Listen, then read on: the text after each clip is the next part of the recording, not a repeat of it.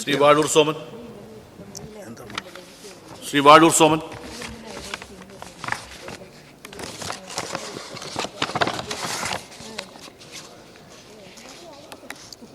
Sir, ഭാഷാ ന്യൂനപക്ഷങ്ങൾക്ക് certificate ലഭിക്കുന്നതിനുള്ള തടസ്സം സംബന്ധിച്ചാണ് സബ്മിഷൻ. സർ, 1950 മുൻപ് കേരളത്തിൽ സ്ഥിരതാമസമാക്കിയ ഭാഷാ ന്യൂനപക്ഷങ്ങൾ മാത്രമേ നിലവിലെ നിയമപ്രകാരം ജാതി സർട്ടിഫിക്കറ്റ് നൽകുവാൻ സാധിക്കൂ.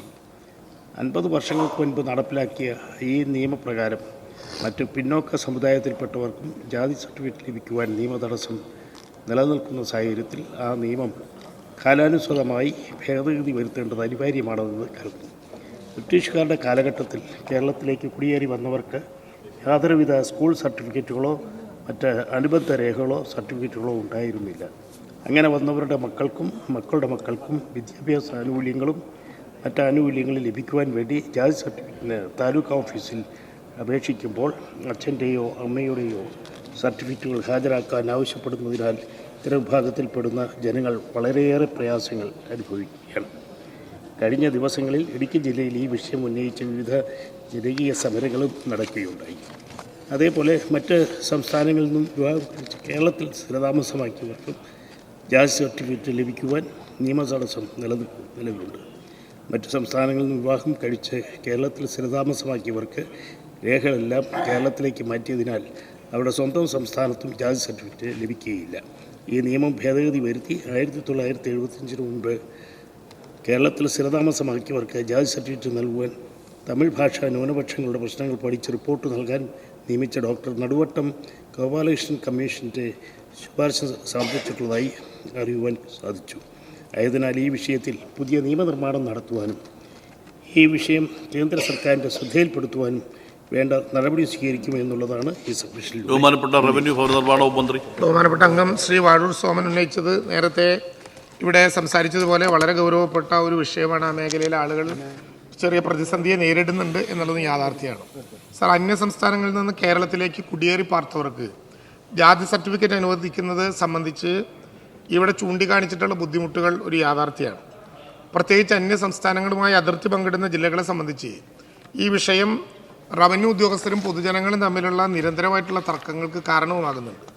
സർ, മറ്റ് സംസ്ഥാനങ്ങളിൽ നിന്ന് കുടിയേറിയ പട്ടികജാതി പട്ടിക ഗോത്ര വർഗ വിഭാഗത്തിൽപ്പെട്ടവർക്ക് ജാതി സർട്ടിഫിക്കറ്റ് അനുവദിക്കുന്നതിന് കേന്ദ്ര സർക്കാർ പുറപ്പെടുവിച്ചിട്ടുള്ള മാനദണ്ഡങ്ങളുടെ അടിസ്ഥാനത്തിൽ കേരള സർക്കാർ 12/2/1986 GOMS 1086/SC/ST ഡിപ്പാർട്ട്മെൻറ്റ് നമ്പറായി ഒരു ഉത്തരവ് പുറപ്പെടുവിച്ചിട്ടുണ്ട്. സർ, പ്രസ്തുത ഉത്തരവ് പ്രകാരം അപേക്ഷകൻ്റെ മാതാപിതാക്കളോ പൂർവികരോ 1950 പ്രസിഡൻഷ്യൽ ഓർഡറിന് മുമ്പ് സംസ്ഥാനത്ത് കുടിയേറി സ്ഥിരതാമസമാക്കിയവരും അവരുടെ സമുദായം ഈ സംസ്ഥാനത്തെ പട്ടികജാതി പട്ടികവർഗ ഗോത്ര വർഗ പട്ടികയിൽ ഉൾപ്പെട്ടതാവുകയും ചെയ്താൽ അങ്ങനെയുള്ളവർക്ക് ഈ സംസ്ഥാനത്ത് നിന്നും അപ്രകാരമുള്ള സർട്ടിഫിക്കറ്റിന് അർഹതയുണ്ടായിരിക്കും.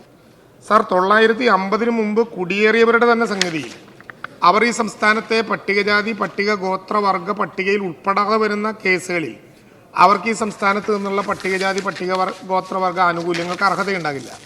കൂടാതെ 1950 ശേഷം ഈ സംസ്ഥാനത്ത് കുടിയേറി താമസിച്ച പട്ടികജാതി പട്ടിക ഗോത്രവർഗ വിഭാഗക്കാർക്ക് അവരുടെ സമുദായം ഈ സംസ്ഥാനത്തെ പട്ടികജാതി പട്ടിക ഗോത്രവർഗ വിഭാഗത്തിൽ ഉൾപ്പെട്ടിട്ടുണ്ടെങ്കിൽ പോലും ഈ സംസ്ഥാനത്ത് നിന്ന് പട്ടികജാതി പട്ടിക ഗോത്രവർഗ ആനുകൂല്യങ്ങൾക്ക് അർഹതയുണ്ടായിരിക്കില്ല. സാർ, ഇത് റവന്യൂ വകുപ്പിൻ്റെ അഭിപ്രായമല്ല, ഇത് കേന്ദ്ര ഗവൺമെൻറ് പുറത്തിറക്കിയ നോംസിൻ്റെ അടിസ്ഥാനത്തിൽ പട്ടികജാതി പട്ടികവർഗ വകുപ്പ് പുറത്തിറക്കിയിട്ടുള്ള സർക്കുലറിൻ്റെ ഭാഗമായിട്ടുള്ളതാണ്. സർ, കേന്ദ്ര സർക്കാരിൻ്റെ 8/4/1991 F number 120/11/11/94 BCC clause C number കത്തിൻ്റെ അടിസ്ഥാനത്തിൽ കേരളത്തിലേക്ക് കുടിയേറി പാർത്ത മറ്റ് പിന്നോക്ക വിഭാഗത്തിൽപ്പെട്ടവർക്കും മേൽ നിബന്ധനയോടെ ജാതി സർട്ടിഫിക്കറ്റ് അനുവദിച്ച് സംബന്ധിച്ച മാർഗരേഖകൾ 8/3/2019 GORT നമ്പർ 28/2019 BCDD നമ്പർ ഉത്തരവിലൂടെ സംസ്ഥാന സർക്കാർ പുറപ്പെടുവിച്ചിട്ടുണ്ട്. കേന്ദ്ര സർക്കാർ പുറപ്പെടുവിക്കുന്ന മാനദണ്ഡങ്ങളുടെ അടിസ്ഥാനത്തിൽ പട്ടികജാതി പട്ടിക വർഗ വികസന വകുപ്പും പിന്നോക്ക ക്ഷേമ വികസന വകുപ്പും പുറപ്പെടുവിക്കുന്ന ഉത്തരവുകൾ പ്രകാരമാണ് റവന്യൂ വകുപ്പ് സാക്ഷ്യപത്രങ്ങൾ അനുവദിക്കുന്നത്. അത്രയേ റവന്യൂ വകുപ്പിനെ അനുവദിക്കാനാവുകയും ചെയ്യുള്ളൂ. പക്ഷേ ബഹുമാനപ്പെട്ട അംഗം സൂചിപ്പിച്ച ഈ പ്രശ്നത്തിൻ്റെ ഗൗരവം കണക്കിലെടുത്ത് നിലവിലുള്ള നിബന്ധനകളിൽ മാറ്റം വരുത്തുന്നതിനെക്കുറിച്ചും പട്ടികജാതി പട്ടികവർഗ പിന്നോക്കക്ഷേമ നിയമവകുപ്പുകളുമായി ചേർന്ന് വിശദമായൊരു പഠനം നടത്തി കേന്ദ്ര സർക്കാരിൻ്റെ പരിഗണനയ്ക്ക് സമർപ്പിക്കുന്നതിനും ആവശ്യമായിട്ടുള്ള ഭേദഗതികൾ നിർദ്ദേശിക്കുന്നതിനും അങ്ങയുടെ സൂചിപ്പിച്ച നടപടിക്രമങ്ങളിലേക്ക് കടക്കാൻ ഈ 3 വകുപ്പിൻ്റെയും മന്ത്രിമാർ ഉൾപ്പെടുന്ന ഒരു യോഗം ചേരാനുള്ള തുടർ നടപടികൾ സ്വീകരിക്കുന്നതാണെന്ന് അങ്ങേ അറിയിക്കും.